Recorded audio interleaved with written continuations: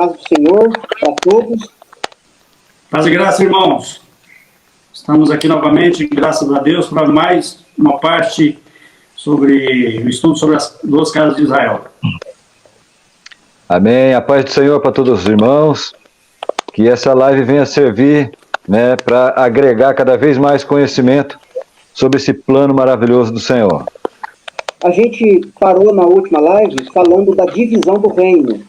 A gente estava ali falando a respeito do reinado de Salomão, que na verdade era Roboão começou a reinar sobre o reino que Salomão deixou, né?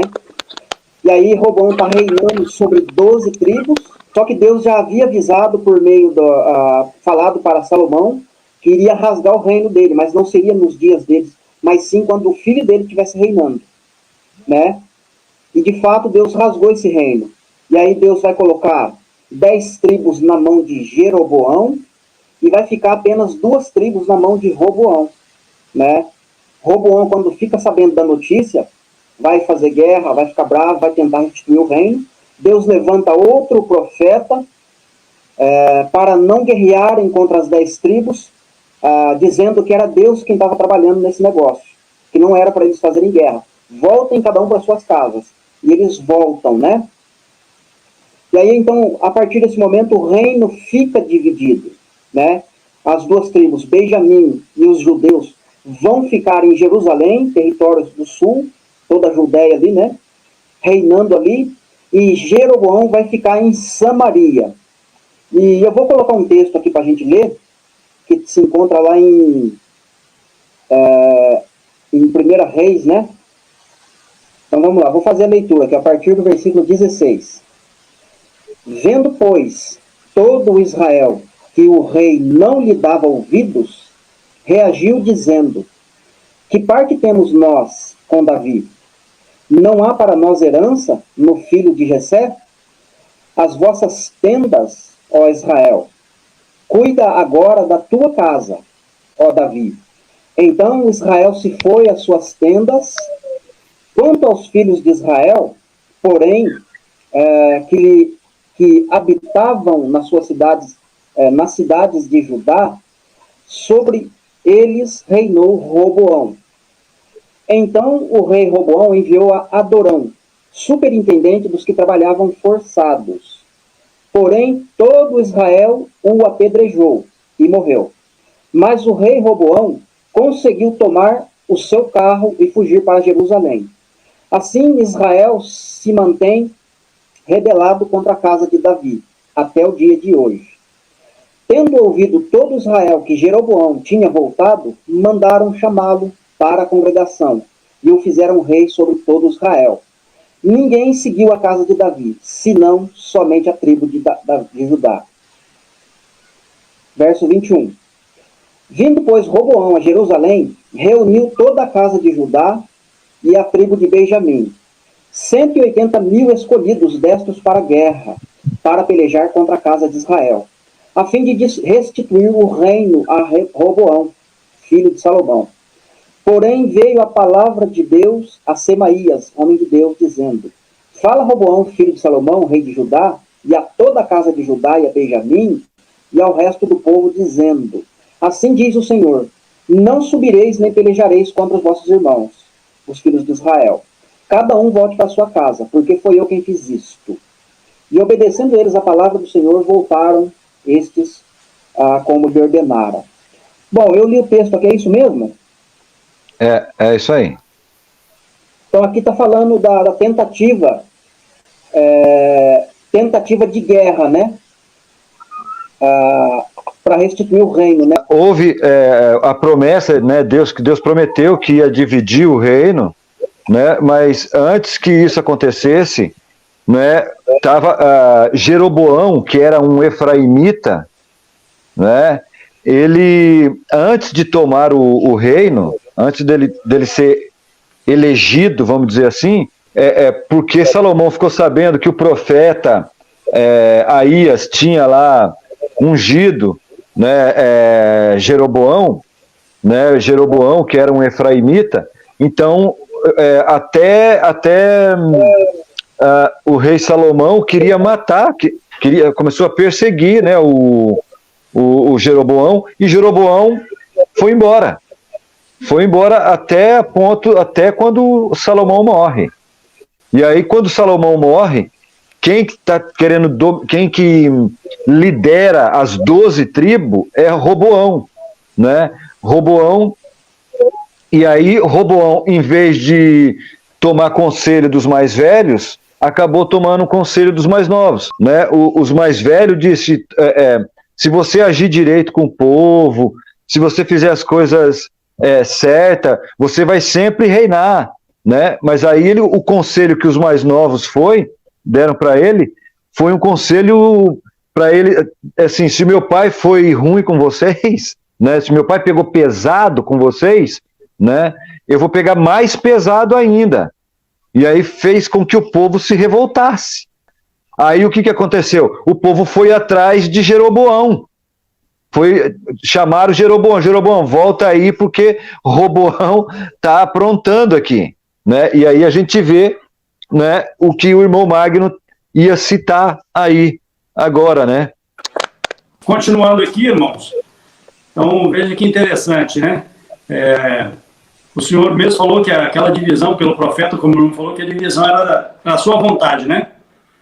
E quando Roboão alista lá os 180 mil, né, para poder guerrear contra os israelitas, e o senhor fala que não é para ir, eles retornam, mas depois acontece o seguinte, né, Jeroboão depois fica desconfiado, né, e não quer que o povo vá adorar o Senhor lá em Jerusalém.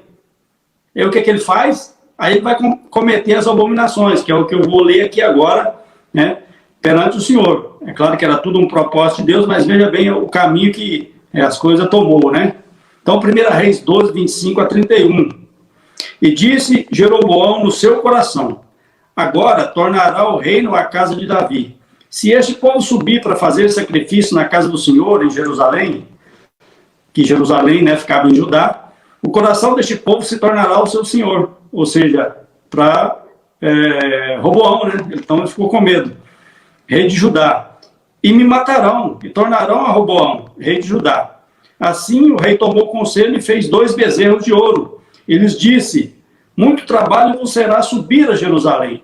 Veis aqui teus deuses, ó Israel, que te fizeste subir da terra do Egito. Que é exatamente a mesma frase, né, que na rebelião de Corá, não é isso? Usaram para incitar o povo contra Moisés, né? Criaram também o bezerro de ouro, e o mesmo texto ele usa aqui, as mesmas palavras, né? E pôs um em Betel, ou seja, um bezerro em Betel, e colocou o outro em Dan, né? E este feito se tornou um pecado, pois que o povo ia até Dan para adorar o bezerro. E também fez casa nos altos e constituiu os sacerdotes dos mais baixos do povo, que não eram dos filhos de Levi. Então ele corrompeu totalmente, né, a lei, né, o que o Senhor tinha determinado, com medo ali de perder o seu poder, né, perder o controle das 10 tribos, né, e até mesmo, como diz o texto, de ser morto, né, ser traído ali por aqueles que se voltassem a Jerusalém, né, se bandeassem para o lado de Roboão e traísse ele. Então, por causa disso, houve esse grande pecado, e aí sim vai iniciar todo o processo da dispersão realmente das 10 tribos, né? E mais à frente a gente vai começar agora, não sei se os irmãos vão acrescentar alguma coisa, falar sobre os profetas, né, as profecias que começam a se cumprir então sobre o Senhor dispersar esse povo todo, né, através dos cativeiros, e aí a palavra de Deus começa então a se cumprir profeticamente. E agora que eu quero estar compartilhando a tela aqui, que eu quero colocar um texto para a gente trabalhar juntos aqui. Então vamos lá. Versículo de número 1, capítulo 11 do profeta Oséias, versículo de número 1. Quando Israel era menino, eu o amei, e do Egito chamei meu filho. Então olha só que interessante, né? Deus está chamando Israel de menino, e ao mesmo tempo está falando que Israel era menino e chamou Israel do Egito. Quando a gente lê lá nos evangelhos, né, principalmente nos evangelhos, vai aparecer a expressão, né? quando Maria e José vai para o Egito, com Jesus ainda criança. Herodes morre, eles precisam voltar para a terra de Israel, porque os perseguidores haviam morrido. E aí o escritor dos evangelhos vai dizer, do Egito, né, para que se cumprisse, do Egito chamei meu filho. Como Maria é uma das personagens que Deus usa para falar daquela mulher de Apocalipse 12, onde aparece lá, né, o filho varão saindo da mulher, né, saiu do ventre de Maria, mas precisa sair do ventre da igreja também. Então é duplo cumprimento na profecia. Do Egito eu chamei meu filho. Se cumpre em Jesus, mas se cumpre em nós também. E é isso que a gente vai trabalhar a partir deste momento. Versículo 2. Quanto mais eu o chamava, tanto mais se ia da minha presença. Sacrificavam a Balaíns e queimavam incenso, as imagens de escultura. Todavia eu ensinei a adorar, a andar a Efraim. Ou seja, lá no versículo 1 ele está falando que Israel era menino. Mas aqui no versículo 3 ele está dizendo que ensinou a Efraim a andar, né? Fazendo aqui uma alusão quando a criança começa a andar, né? Quando ela é pequenininha, né? A criança começa a aprender a andar. E nós, como pais, devemos ensinar nossos filhos a andar, aos primeiros passos, né? Então eu ensinei a Efraim a andar. Tomei-o nos meus braços, né? Como você pega uma criança no colo. Está falando de Efraim quando criança. Mas não atinaram que era eu que os curava, né? Verso 4. Atraí-os com cordas humanas, com laços de amor. Fui para eles como quem alivia o jugo de sobre suas queixadas, e me inclinei para lhe dar-lhes de comer. Versículo 5. Não voltarão para a terra do Egito, mas o assírio será o seu rei, porque recusam a se converter. Então aqui Oséias já está acusando os pecados das 10 tribos, né? Ou os pecados de Jeroboão, aquele bezerro que eles fizeram lá em Samaria, e aqui está falando que eles cultuaram aos Balaíns, né? Fazendo referência àquilo que já tinha acontecido, que o irmão Magno citou agora há pouquinho. Deixa eu voltar aqui um pouquinho, que eu esqueci de uma informação interessante, né? Deixa eu ver aqui, ó. Quando Israel era menino, eu o amei, do Egito chamei meu filho. Então, primeiramente se cumpre em Jesus, só que Jesus não nasceu no Egito. Jesus nasceu em Judá, né? Belém, né? Território da Judéia, né? Mas uma coisa interessante, na verdade a gente não sabe onde é que Jesus nasceu, porque ele sempre existiu, né? Está falando de Jesus vindo do Egito, para dizer que é o filho que está vindo do Egito, mas Jesus sempre existiu. Não tem como eu falar que Jesus nasceu no Egito ou na Judéia, entende? Mas é para cumprir a profecia. Mas qual profecia? Qual o filho que nasceu no Egito? Foi Efraim, é o texto que está dizendo. Por que Deus está falando que Efraim é o filho que saiu do Egito? Porque Deus quer mostrar o primogênito, aquele que está carregando o direito da primogenitura, ou de bem dizer todas as famílias da terra por meio da palavra, ou por meio da promessa que foi feita a Abraão. Entende? Vamos continuar a leitura aqui. Versículo 6.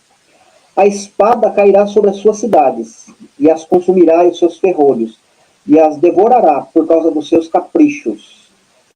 Verso 7. Porque o meu povo é inclinado a desviar-se de mim. Se é concitado a dirigir-se acima, ninguém o faz. 8. Como te deixaria, ó Efraim? Como que eu te entregaria, ó Israel? Veja que Deus está misturando aqui no mesmo versículo. Como que eu vou te deixar, ó Efraim? Como que eu vou te entregar, ó Israel? Como eu faria com você, como que eu fiz com Adimá? Ou fazer com você como eu fiz com Zeboim?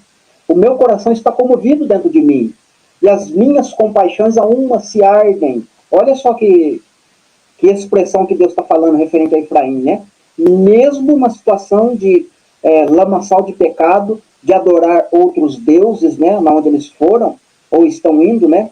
Deus está falando aqui que vai começar a fazer eles ir para cativeiro, né? Está começando a dar avisos. Versículo de número 10.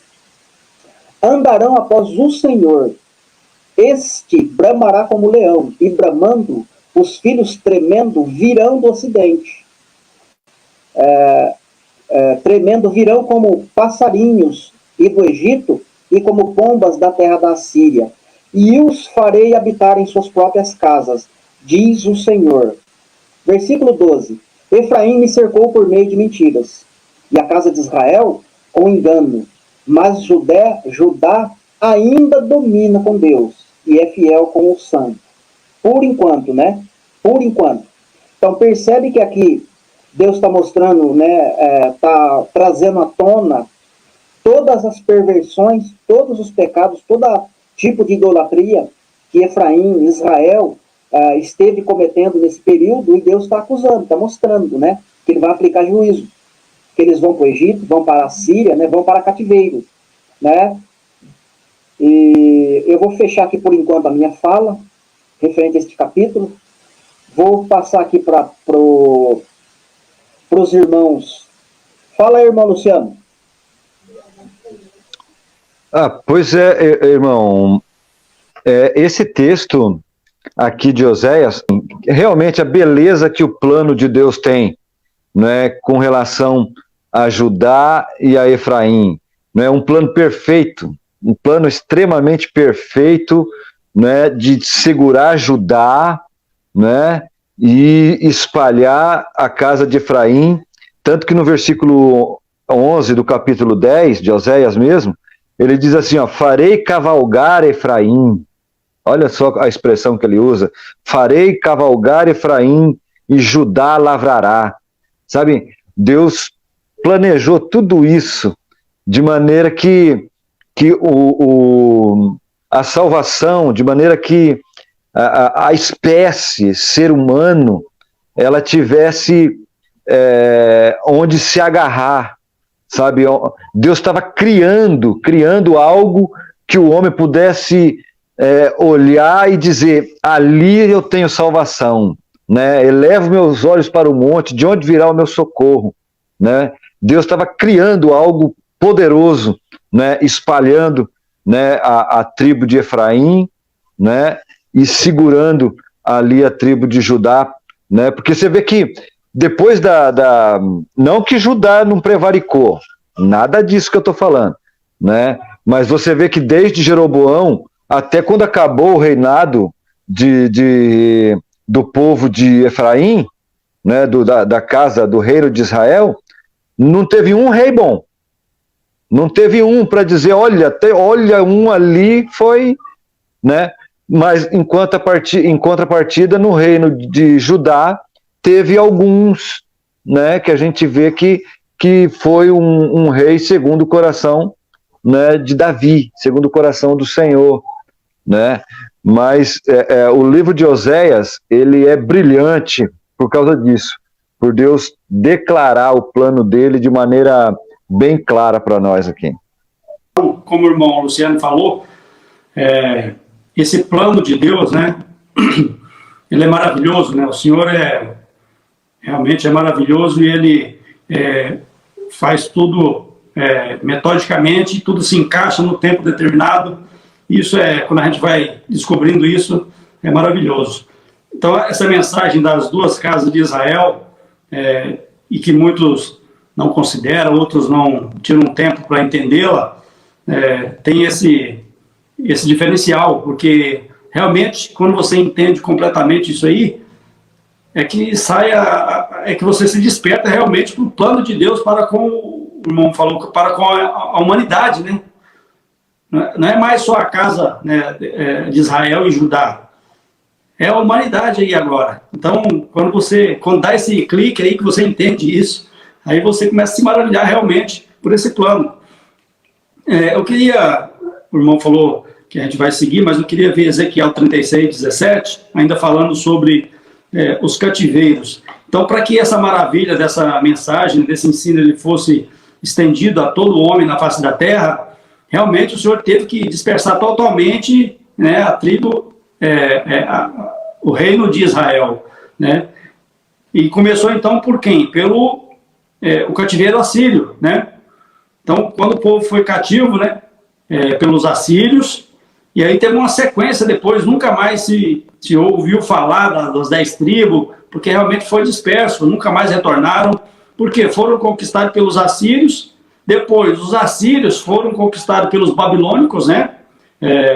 depois pelos persas, né, que conquistaram a Babilônia, depois a Grécia conquista, né, os persas, e aí vai, e depois o Império Romano. Então nunca mais se ouve falar. Então houve realmente, totalmente foram dispersos pela toda a terra, essas 10 tribos, é aí que está o mistério. E aquela divisão, né, aquela rixa, aquele ódio que foi, vamos dizer assim, materializado com Jeroboão e Jeroboão, né? Quem quebrou isso aí depois? O próprio Senhor Jesus que veio, né?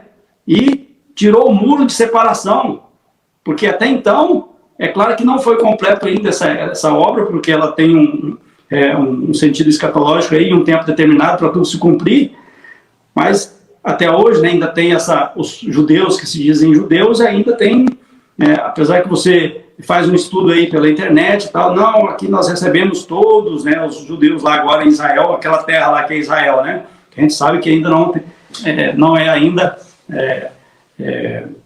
a terra realmente de Israel, aquilo ali ainda vai acontecer muitas coisas, mas ainda tem essa rixa, mas o Senhor veio para realmente acabar com isso, tirar essa separação, tanto literal, né, daquele povo, e espiritual também, para que se unisse, então, as tribos, né, e se unisse o reino de Israel, e se tornasse o Israel de Deus, né, o Israel espiritual.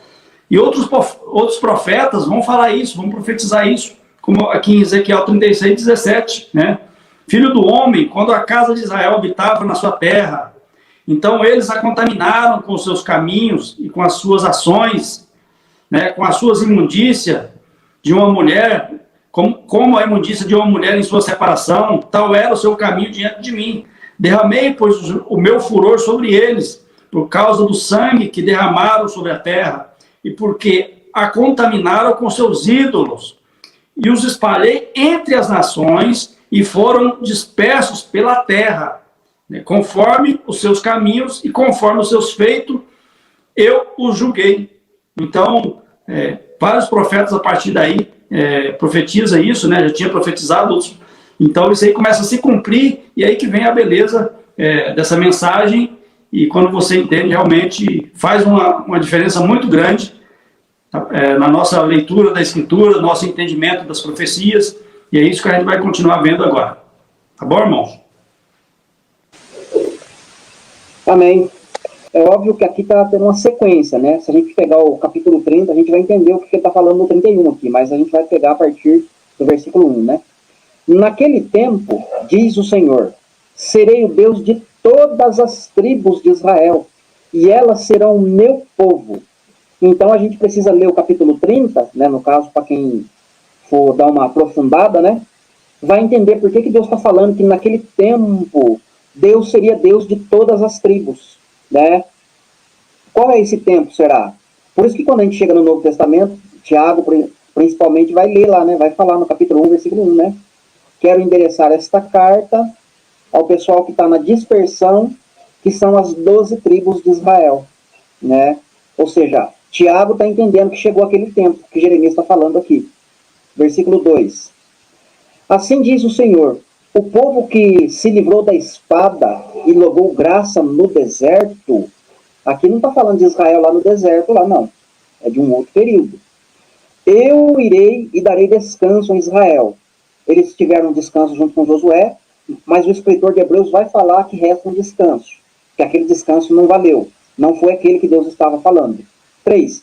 De longe se me deixou ver o Senhor dizendo, com amor eterno eu te amei. Por isso, com benignidade te atraí. Lembra lá de Oséias 11? Tá repetindo algumas palavras, né? Ainda te edificarei, e serás edificada, ó Virgem de Israel. Quem que é a Virgem de Israel? É a igreja, né? Mas aqui ele não está falando de igreja, aqui ele está falando de Israel, né? Ainda serás adornada com os teus adufes, e sairás com o coro dos que dançam. Versículo 5. Ainda plantará vinhas nos montes de Samaria. Plantarão os plantadores e gozarão dos seus frutos. Esse 5 aqui, né? Então, muitos israelitas plantaram lá em Samaria, mas não puderam colher os frutos. Por conta de dispersões, por causa do pecado, por várias questões, eles plantavam a vinha, e deixava para outro. Cavava poço artesiano, né, ou fonte de água, ia para dispersão, acontecia alguma coisa, não podiam desfrutar daquilo que eles estavam trabalhando, né? 6. Porque haverá um dia em que gritarão os atalaias na região montanhosa de Efraim: levantai-vos e subamos a Sião, o Senhor nosso Deus. Né? Contexto para milênio. Hoje não está ninguém no Monte Sião e não vai fazer grito. Né? Verso 7. Porque assim diz o Senhor: cantai com alegria, ó Jacó, exultai por causa da cabeça das nações, proclamai, cantai louvores e dizei: salva, Senhor, o teu povo, o restante de Israel. Eis que os atrairei da terra do norte e os congregarei das extremidades da terra. Contexto de arrebatamento, né? E entre eles também os cegos, os aleijados, as mulheres grávidas e as de parto, em grande congregação, voltarão para aqui, né? Lá para Israel. Virão com choro e com súplicas, e eu os lavrarei. Guiá-lo-eis a ribeiros de águas, por caminho reto em que não tropeçarão, porque eu sou pai para Israel, e Efraim é o meu primogênito. Lembra lá de Oséias 11? O que Oséias começou a falar? Deus está repetindo algumas coisas aqui. Só que aqui Deus está ampliando. Está falando que eles vão caminhar num caminho reto, que eles vão ter uma fonte de água onde eles vão se lavar, né? Virão com choro, virão com súplicas, né? É o tempo que nós estamos vivendo. Mas algumas coisas se encaixam só no milênio, não dá para aplicar para hoje. Verso 10. Ouve a palavra do Senhor, ó nações, e anunciai nas terras distantes do mar, e dizei: aquele que espalhou a Israel, o congregará e o guardará, como o pastor ao seu rebanho. Né? Até aqui eu acredito que já está bom, né? Já tem muita coisa para a gente dar uma explanada, né? Então, irmão, aqui no versículo 3, capítulo 31 de Jeremias, né, com amor eterno te amei, também com amável benignidade te atraí, né? Ainda te edificarei e serás edificada, ó Virgem de Israel. Eu queria fazer apenas um comentário, né, para deixar uma coisa clara, né, aqui para os irmãos que estão ouvindo, que Deus espalhou, né, foi Deus que espalhou a casa de Efraim, né, pela terra, né, pelos todos os povos, línguas e nações, né, uma obra de Deus, sim, ponto, a gente sabe disso, tanto que ele usou o profeta Aías, né, lá quando, né, lá na época de Jeroboão e Roboão, né, porém, o espalhamento, né, o espalhamento pela terra, né, foi sim por conta do pecado e da prevaricação do povo da casa de Israel, da casa de Efraim, né, das 10 tribos do norte, coisa que o irmão Magno já tinha falado lá. Eles fizeram um bezerro de novo, fizeram a mesma coisa que eles fizeram lá quando saíram do Egito. Eles fizeram de novo um bezerro e falou as mesmas palavras, como, desculpe ser redundante, viu, irmão Magno, né, repetindo as suas palavras, mas só para contextualizar aqui o que eu vou falar, mas eles usaram a mesma palavra, dizendo: olha aqui o bezerro que tirou vocês do Egito, né? Então o povo errou, não é, e continuou errando, não é? Então Deus fez a separação, quis fazer a separação, fez a separação, fez. O povo se espalhou, Deus espalhou eles, sim. E eles pagaram um preço por isso? Pagaram. Mas pagaram um preço não porque Deus é ruim, porque ele é sádico, ou sei lá, por qualquer outro motivo que a gente queira dizer, como os ateus gostam muito de dizer, que Deus é mau, né? Que Deus é mau e se ele é mau, então ele não é bom, ou não é todo poderoso, porque ele vê o mal acontecendo e não tem poder para ajudar. Enfim, sabe essa turma, né, universitária como eles são, né, recebendo toda aquela enxurrada de filosofia nas universidades. Eles são cheios dessas conversas dizendo que Deus é mau, né, porque ele percebe todo o mal que anda acontecendo, tsunami, incêndio, latrocínio, estupro, pedofilia, incêndio na Boate Kiss, e não faz nada. Mas o que a gente precisa entender é que Deus não tem o culpado por inocente. A gente não pode colocar em Deus a culpa do espalhamento, da divisão, porque o povo teve sim culpa. Era plano de Deus separar? Sim, a onisciência dele, né, planejou essa estratégia, né, mas quem pecou, a origem do pecado foi o povo. Né? Tanto que o Senhor diz aqui no capítulo 30, versículo 11, porque eu sou contigo, diz o Senhor, para te salvar, porquanto darei fim a todas as nações, entre as quais te espalhei. A ti, porém, não darei fim, mas castigar-te-ei com medida, e de todo não te terei por inocente. Percebe que o espalhamento aconteceu, sim, né? Aconteceu o espalhamento, o povo foi espalhado, foi semeado, né, por aí, mas houve morte espiritual.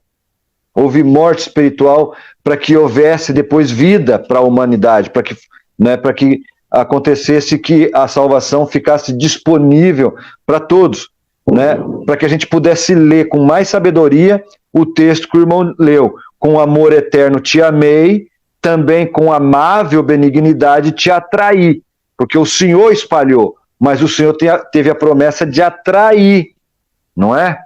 Percebe que diz assim no versículo 15 do capítulo 30, e eu finalizo aqui, ó, por que gritas em razão de teu quebrantamento? É uma pergunta que o Senhor está fazendo. Por que gritas em razão do teu quebrantamento? Tua dor é mortal. Pela grandeza da tua maldade e pela multidão dos teus pecados, eu fiz estas coisas. Capítulo 30, versículo 15 de Jeremias.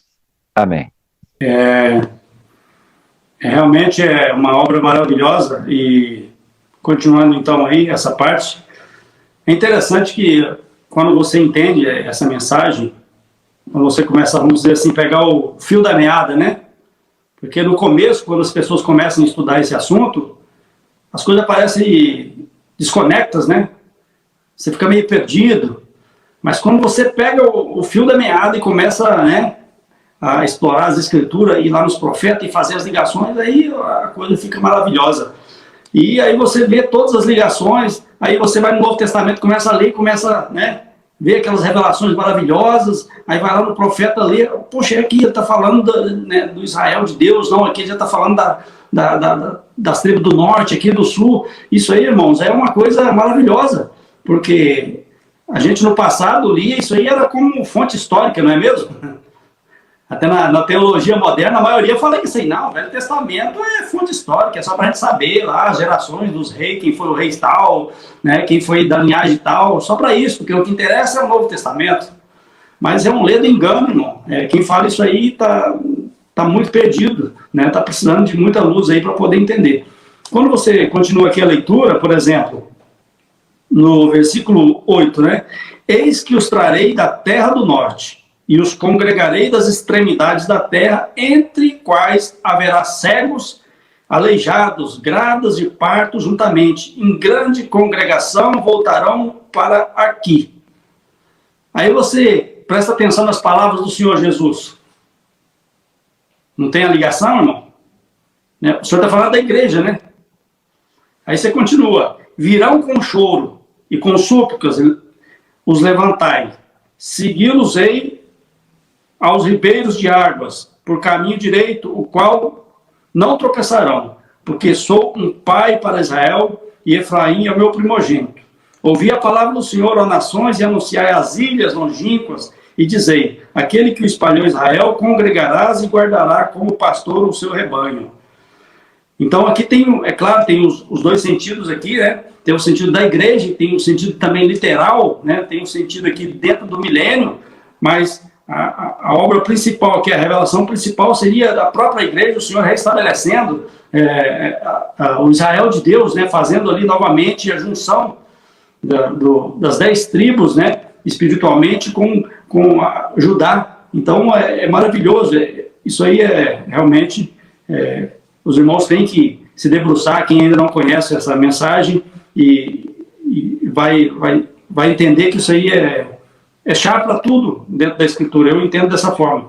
Para você evoluir em outros estudos, você tem que ter essa base aqui para poder estar entendendo melhor isso aí. Tá bom, irmãos? A minha parte só isso aqui. Deus abençoe. Então, a gente consegue visualizar, né? Então, quando Deus está falando, não é só em Jeremias 31, né? Que nem a última frase do irmão Magno aí, né? Os congregarei de todos os lugares onde eu vos espalhei e os ajuntarei como um pastor ajunta o seu rebanho, né? Então, quando a gente fala de rebanho hoje, né? A gente sabe que está tocando diretamente para a igreja é o rebanho, e o pastor é Jesus, né? Então, quando é que Jesus vai juntar o rebanho dele? Né? Quando ele voltar, né?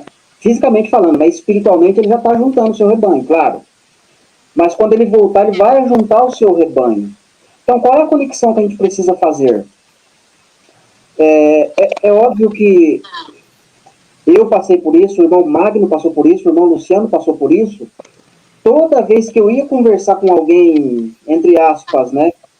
Na época, uma autoridade acima de mim, vamos dizer assim, era meu pastor, era meu líder de célula, vários líderes, né?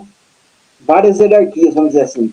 Quando eu ia conversar com pessoas acima de mim, que tinham cargos acima de mim, olha, profeta tal lá está falando isso. Olha, irmão, profecia para Israel é uma coisa, profecia para a igreja outra coisa. Se você ficar olhando para os profetas e pegando aquelas profecias como se fosse para você, você vai entrar em rascada, né? Não vai dar muito certo. Então eu cansei de ouvir essa frase, né? Por quê? Porque é um ensinamento, né? Até falei hoje no áudio que eu gravei sobre o profeta Ageu, né? Eu usei a seguinte expressão. Existe teologia, existe seminários, existe faculdades, existe universidades grandiosíssimas, né, de estudos bíblicos para a formação de obreiros para a obra do Senhor.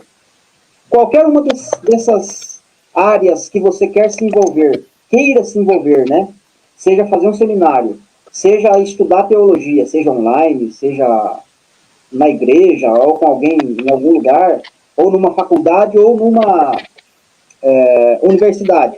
Universidade e faculdade eu acho que é a mesma coisa. Eu só acredito que é a mesma coisa. Mas as grandes universidades, né, já ensinam isso há tempos. Rejeita Israel, promessa para Israel, promessa para Israel. Promessa para a igreja é promessa para a igreja. Isso já vem da liderança em cima, quando a pessoa se forma ali, ela já fica com a opinião formada. Aí quando vem um Zé, um João, um qualquer aí, como nós, por exemplo, não temos formação nenhuma acadêmica terrena, dessas quais eu estou falando, né? Então a gente não usa uma gravata, a gente não usa uma roupa adequada, vamos dizer assim, para falar da palavra do Senhor Deus. Para eles aí isso já é descrédito, né? O irmão já está falando de Jesus com uma camiseta polo, né? Tem esse tipo de coisa, entende? Eles olham a sua aparência, eles olham a maneira como você fala, né? A sua eloquência, né? Aquele ali não tem estudo, não fez teologia, não fez faculdade. Aquele ali é um Zé, né? Até um pastor daqui da cidade mesmo, de Mogi Guaçu, me disse um dia, logo no início, quando eu estava começando a falar dessas coisas, olha, Márcio, para suas mensagens ganharem crédito, primeiro você tem que ir numa faculdade, fazer teologia, se formar lá para você ter um nome, Depois que você se formar lá, daí você vai pregar, porque daí você vai ter um nome e você vai estar registrado no papel lá que você se formou em tal lugar. E aí as pessoas vão dar crédito. Agora eu faço uma pergunta. Eu posso até passar pelo processo. Não sei quantos anos tem que ficar lá, né? Se formar como um teólogo lá junto com a galera. Bonitinho, recebi a formatura, o papel está na mão, ok. Agora eu vou pregar as 2 casas. Essas pessoas vão receber a palavra? Vão nada. Vão não, Então, porque eles estão dentro da forma que já formataram. Se você sair fora daquilo ali, não é aceito. Exatamente. O que vai pensar? Então, se eu fizer esse tipo de curso de teologia, seja em qual for a área, não vai resolver o problema. Eu vou continuar sendo rejeitado. Seja na rua, seja no Facebook, seja no YouTube, seja em qualquer lugar. Entende? Olha aí. E eu vou passar aqui a palavra para o Luciano, que ele vai falar. Ele tem algo interessante ali para falar. Ó. Não, era só para exemplificar o que você estava falando aí, que eu fiz, né, o curso, a teologia, né, e eu tenho essa carteira até hoje. Eu tenho ela até hoje, não desfiz dela, porque ela tem ali um CNPJ e com ela eu consigo entrar em cadeia, em hospital, tenho livre acesso, em FEBEM, essas coisas. Mas o engraçado que eu estudei, foi 32 matérias, né, foi o curso todo, né, e inclusive história de Israel, mas nunca foi tocado nisso aí que a gente está tocando hoje aqui. Nunca, jamais. Era simplesmente igual o irmão Magno falou, é história, né, só para questão de conhecimento e curiosidade, né, para a gente pegar simplesmente para espiritualizar as coisas. Pego um texto aqui, né, eu vejo se eu consigo fazer uma aplicabilidade na vida de alguém ou na minha própria e exponho isso. Mas jamais foi apresentado para mim a história de Israel como um plano soberano de Deus, né? É claro que eu não estou querendo aqui falar como calvinista, né? Jamais, né? Que Deus não tem o culpado por inocente. A gente já até leu um texto aqui, né? Deus cada um haverá de dar conta de si mesmo a Deus, né? De tudo aquilo que ele fez.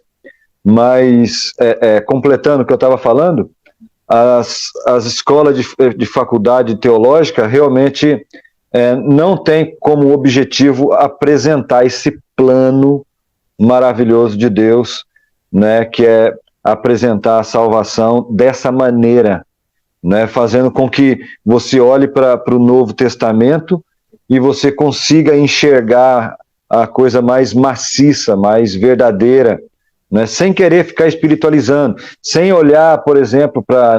Não é errado, né, mas não é fiel você olhar, por exemplo, para a parábola do filho pródigo e querer sempre aplicar essa passagem para um desviado, sabe? Ignorando, né, que há uma sequência de parábolas, né, da dracma perdida e da ovelha perdida, né, ignorando tudo isso, né, como que se Jesus só quisesse falar a respeito de desviado, né? Eles acabam perdendo uma revelação grandiosíssima, que é a reconciliação de todas as coisas que Jesus vai fazer, né? Até o milênio é perdido, sabe? O milênio, ele na teologia, ele é menosprezado, sabe? O reino que Cristo conquistou, que no final dele ele vai entregar para o Pai, não é santificado, aquele reino santificado, né? Porque Jesus vai provar para nós, pelo menos por 1000 anos, né, que é possível ter um reino justo aqui, e no final ele vai reinar e ele vai vencer até a morte e vai entregar o reino para o Pai, né?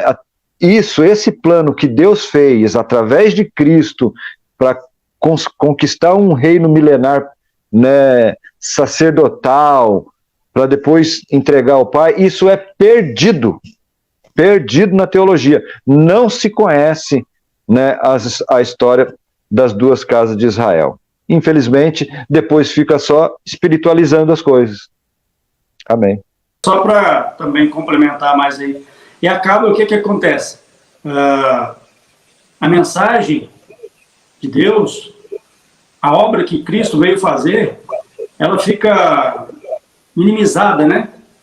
É como se o plano de Deus se resumisse, né, a você ir na igreja, aprender ali que certas coisas não pode, e no final, se você for fiel, Deus vai te dar a vida eterna, né? E se você for fiel e for na igreja, der o teu dízimo, fica naquele ciclo vicioso, vamos dizer assim, e a pessoa não evolui, né? Por quê? Essa danada da teologia. No dia passado, eu pensei também em fazer teologia, mas você vai ver que praticamente não tem proveito nenhum, porque o principal da mensagem de Cristo, o principal que Deus quer nos mostrar, nos ensinar, né, eles desprezam para ficar focado em coisas que o próprio Senhor Jesus falou que aquilo ali não era nada comparado ao que ele tinha para nos dar, né, para nos revelar. Então, eu vejo dessa forma. Aquele que fez teologia, o que quer fazer, não falo nem que faça, nem que não faça. Para mim, não tem nenhum proveito, porque de contexto histórico eu posso pegar um livro, eu posso verificar. E já que na teologia eles não ensinam corretamente, né, as profecias, o sentido da profecia, como essa profecia vem através do tempo e ela se cumpre, né, já que lá eles não ensinam sobre o reino milenar de Cristo, não ensina, né, como será após o reino, tudo que é maravilhoso e mais esplendoroso da obra de Deus, eles não falam. Então, para que eu vou querer a teologia? Então, sempre que alguém me pergunta, às vezes ali no canal, ou alguém manda uma mensagem, irmão, mas o que você acha, né, de estudar teologia? Eu falo dessa forma, e eu falo que se cumpre aí, então, também serve essa palavra que o próprio Senhor falou, que o Senhor ocultou realmente aos sábios entendidos, né? Porque esses que têm teologia, mestrado, doutorado, PhD, não sei o quê, eles se acham sábio, né? Entendido, igual o irmão falou aí. E você é desprezado porque você não tem um ensino teológico. O cara pergunta qual a faculdade que você fez, e você é graduado, é pós-graduado, fez doutorado, né? Aí você quer falar uma coisa, eu falo assim, não, mas como é que eu vou te ouvir? Eu vou né? E você vai ter vez para falar comigo se você não tem não defendeu nenhuma tese, né? Não tem nem nada publicado em sites, revistas importantes sobre o assunto. Então, os sábios, os que dizem sábio, e que o Senhor confunde e vai confundir por causa dessa razão, porque nisso cresce a soberba, né? E o Senhor abate o soberbo. E por isso, teologia para mim não serve. Era isso, irmão. Amém. Então, vocês vejam só, né? Vou fazer um apanhado aqui de um pouquinho de cada um falou, o que eu falei também. Então, quando a gente observa a palavra do Senhor Deus a fundo, muitas coisas a gente começa a descartar e jogar fora, né? Eu mesmo levei cada susto no início, hoje eu já estou mais acostumado. Mas na época, quando eu comecei a observar algumas coisas assim, eu falei, mas peraí, aquele pastor lá, milhões de seguidores, ele está falando errado, não entende isso aqui, né? Quantas e quantas vezes eu me perguntava, falei, meu Deus, o que está acontecendo, né? Então essa maneira de estudar a palavra do Senhor Deus, ir a fundo, ela é muito maravilhosa, muito importante para o ser humano. Tem como é que se diz, um ditado que as pessoas gostam de se utilizar, né? Até teve um irmão, não vou citar o nome por ética, um dia a gente sentou para estudar junto, ele quis me provar, né? Eu quero ver como é que o irmão estuda aí, né? A gente conversou alguns dias pelo WhatsApp, aí ele me chamou na casa dele, a gente conversou um pouco, e aí ele falou assim, qual que é seu guia de estudo? Eu falei, quê? Qual que é seu guia de estudo, né? Como que você faz para estudar? Como é a sua leitura? Qual o livro que você segue, né? Então a gente percebe que a teologia te obriga a usar recursos, livros, fontes extra-bíblicas, Não que isso seja errado. Para a gente ter conteúdo, as histórias são maravilhosas, sim. Mas a gente não pode ignorar a palavra do Senhor, né? Então, quando você se forma em teologia dessas umas que eles vão te dar carteirinha, vão te dar diploma, uma série de coisas. Você vai ter facilidade, que nem o irmão Luciano já disse, você pode entrar numa cadeia, no hospital, em vários lugares você consegue entrar. Mas o problema é que quando você abrir sua boca para falar o que você tem no coração, você vai falar como se estivesse no deserto. Você vai falar com as paredes, né? O que adianta eu ter um acesso livre em qualquer lugar, mas lá dentro eu vou falar com as paredes? Então esse é o problema da teologia, né? Esse é o problema, né? Então, que nem o Magno falou, né? Quer fazer a teologia? Faça, né? Eu não faço, né? Eu comecei a fazer lá com aquela universidade Rema. Vocês já ouviram falar do Rema? Fundado por Kennedy Hagin. Então, eu fiz lá um pouco, sabe? Aliás, eu tive a coleção inteira daquele homem, né? Todos os livros no início da minha conversão. Mas depois que eu comecei a aprender a palavra do Senhor Deus sozinho, eu falei, não deu. Aí eu tive que ir dispensando um a um, fui dispensando. Acabou que a gente fica sozinho, né? E aí, queridos, chega nesse contexto. A gente quer falar, mas as pessoas não querem ouvir, porque é um assunto que ninguém conhece, né? Ninguém conhece, infelizmente.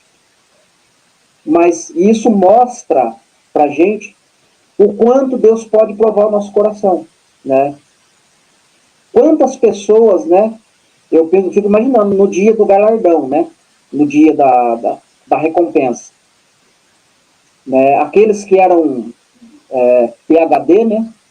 Doutorado, mestrado, acho que tem um feixe de diploma desse tamanho guardado lá, né?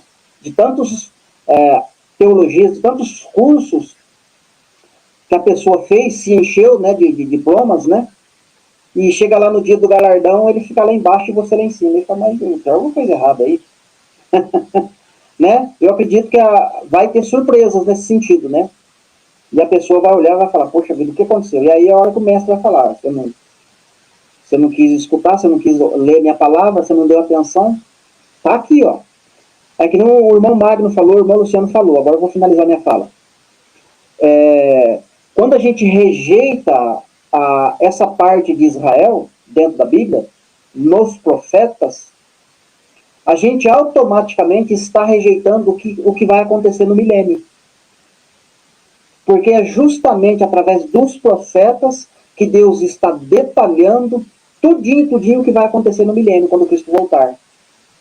Então, quando você pensa que está ignorando algo histórico, falando de Israel, o detalhe é que Deus está falando do futuro de Israel, mas também, ao mesmo tempo, futuro da humanidade. Tudo que vai acontecer no milênio está muito bem detalhado nos profetas. Por isso que são, que nem o profeta Isaías, por exemplo, são 66 capítulos, né? Quer dizer, será que Deus quis gastar um monte de tempo assim com o profeta Isaías só para falar de história de Israel? Para chegar no Novo Testamento, você se formar, ter um doutorado, começa a falar com uma eloquência, um português redondinho. Mas você olha para o livro do profeta Isaías e fala, é tudo história, né? Só vou usar o Emmanuel, Deus conosco, agindo Deus quem impedirá, algumas frases, né, de jargão, para dar impacto na igreja, mas sem entender o que Deus está falando, né? Porque é história, mas como a igreja não conhece aquilo ali, aquela frase vai causar impacto. E o que eu quero passar de conteúdo escatológico, eu vou impactar a igreja. E aí? O que vai adiantar? Né? Então, quando a gente ignora certos livros, né, porque eu falo certo porque são muitos que estão sendo ignorados, que está falando de Israel, automaticamente você está bloqueando o seu conhecimento, seu entendimento e tudo que Jesus está falando ali nos Evangelhos e no Novo Testamento. Aí você está comendo pelas beiras, né? Que nem o Magno falou, fica minimizada a obra de Cristo, né? São poucas coisas que Cristo fez por mim, porque eu só conheço Jesus do Novo Testamento. E aqui eu finalizo mesmo minha parte, vou passar para os irmãos aí dar a parte final deles, para a gente orar e finalizar a live. Amém, irmãos. Graças a Deus, eu quero agradecer, né, aos dois irmãos, né, por estar me proporcionando, né, uma conversa tão gostosa, tão maravilhosa. Eu estou me sentindo aí na sala da casa de vocês, estou me sentindo que vocês estão aqui na minha sala, né, uma bênção. Deus abençoe vocês, em primeiro lugar, né, agradeço a Deus por essa oportunidade maravilhosa de estar podendo falar sobre esse plano tremendo, né? E também agradecer aqueles que nos ouviram aqui ao vivo e que um dia vão assistir, né, esse estudo que nós estudamos hoje aqui. Então esse é um conselho que eu deixo para vocês, né? Lendo um texto, né, aqui no versículo 31 do capítulo 31 de Jeremias, que o irmão Márcio leu, né? Ele leu no 31, e eu vou citar, é um texto bem fácil de gravar. Jeremias 31, 31.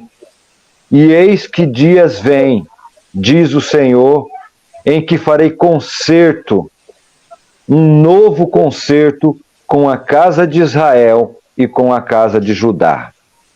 Amém? Mais claro do que isso. Maravilha, irmãos. Eu também agradeço o irmão Márcio, o irmão Luciano, o irmão Felipe, aí teve problema na conexão, mas uma próxima, Deus vai preparar, estará junto conosco. A todos os irmãos também que acompanharam a live e os que vão posteriormente também ver nos nossos canais aí. Eu já de antemão agradeço a todos e também ao Senhor por essa oportunidade. É um assunto maravilhoso. Nos próximos capítulos aí, como o irmão Márcio já falou, a gente vai entrar em Oséias, né?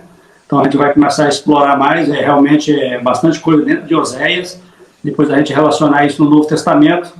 É coisa maravilhosa, irmão. É só, se deixasse aqui, a gente varava aqui dias e noites, só estudando. E eu falo, vou falar mais, né? Aqueles que gostam, eu falo porque eu sempre gostei de leitura. Antes de eu conhecer o Senhor me despertar para o seu caminho. Já falei para alguém, mas eu fui até hinduísta. Então, os irmãos, vocês conhecem o hinduísmo, é a religião oficial da Índia, né? Uma seita terrível, mas eu fui. E naquele lugar eles prezam muito pelo ensino, né? Você mergulha ali em livros, tal, é muito livro, pilhas de livro, aquele negócio todo. E eu, eu sempre gostei de leitura, e sempre que eu li um livro eu analisava. E tem livro que é bom de ler, né? Poxa, mas que livro, que roteiro maravilhoso, como é que esse cara, né, formulou isso aqui? Aí hoje eu digo o seguinte: vocês querem fazer uma leitura maravilhosa da Bíblia, querem redescobrir a Bíblia, quer ter o prazer novamente de reler todos os livros que você já leu e ver que roteiro maravilhoso que o Senhor criou para a humanidade, conheça as duas casas de Israel. E aqui eu finalizo, fiquem todos na paz do Senhor Jesus. Amém, queridos, né? Então, os testemunhos não param, né? Quem começa por esse caminho de estudar as duas casas, né? É um caminho sem volta, não tem jeito, e realmente é uma coisa que se descortina, e as opções são muitas, né? Você não sabe para que lado você corre, né? Todo lado tem banquete. Amém, meus queridos? Como eu tinha combinado com os irmãos que eu oraria no início, eu acabei me esquecendo, eu vou fazer a oração finalizando, tá? Senhor, nesta noite nós queremos te agradecer por este dia, queremos te agradecer por ter saúde, queremos te agradecer pelo dom da vida, queremos te agradecer pela leitura maravilhosa que o Senhor tem nos proporcionado diante das Escrituras.